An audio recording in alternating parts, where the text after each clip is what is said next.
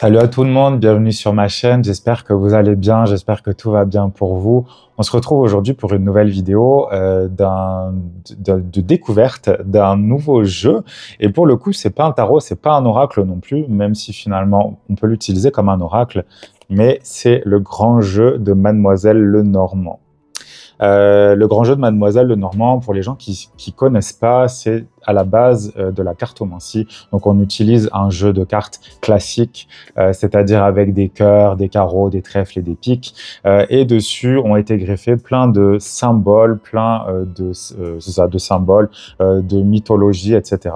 Donc c'est un jeu qui est super intéressant. Faut aimer le style, c'est sûr, c'est un peu compliqué parce que alors, Mademoiselle Lenormand est née au XVIIIe siècle, donc elle a vécu 18e, 19e siècle. Donc voilà, les cartes parlent d'elles-mêmes. On est dans un style très de cette époque-là.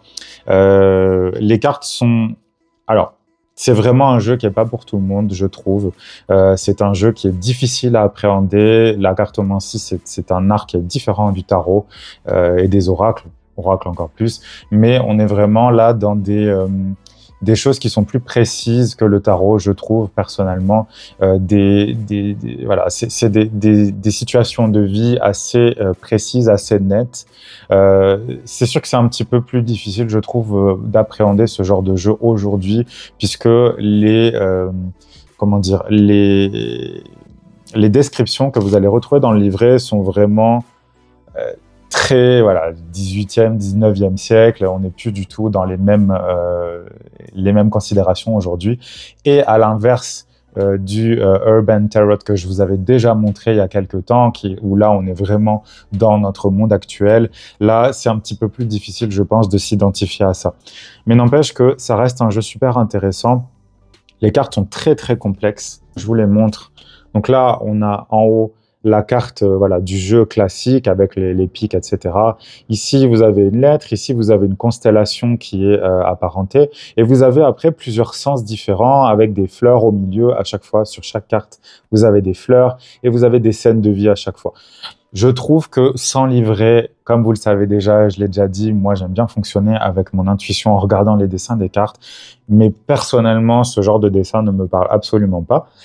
C'est un jeu que j'ai utilisé de temps en temps, mais comme je vous disais, je trouve que sans le livret, à moins d'avoir une connaissance vraiment très importante de la cartomancie, ce qui pour le moment n'est pas mon cas, c'est un jeu qui est quand même difficile à appréhender.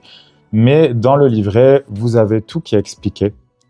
Tous les types de tirages, c'est vraiment très complet, le livret est tout petit, mais tout est expliqué, comment utiliser les cartes, la signification évidemment de chaque carte, c'est super complet. Je pense que ça doit être assez difficile à apprendre. Moi, c'est un jeu que j'avais acheté justement parce que je voulais m'initier à cet art-là. J'ai malheureusement pas eu le temps de le faire depuis, mais c'est quand même un jeu qui est assez difficile à trouver. Ce qui fait que si jamais vous tombez dessus et si vous le trouvez à un prix raisonnable, voilà, encore une fois, ça doit tourner autour de...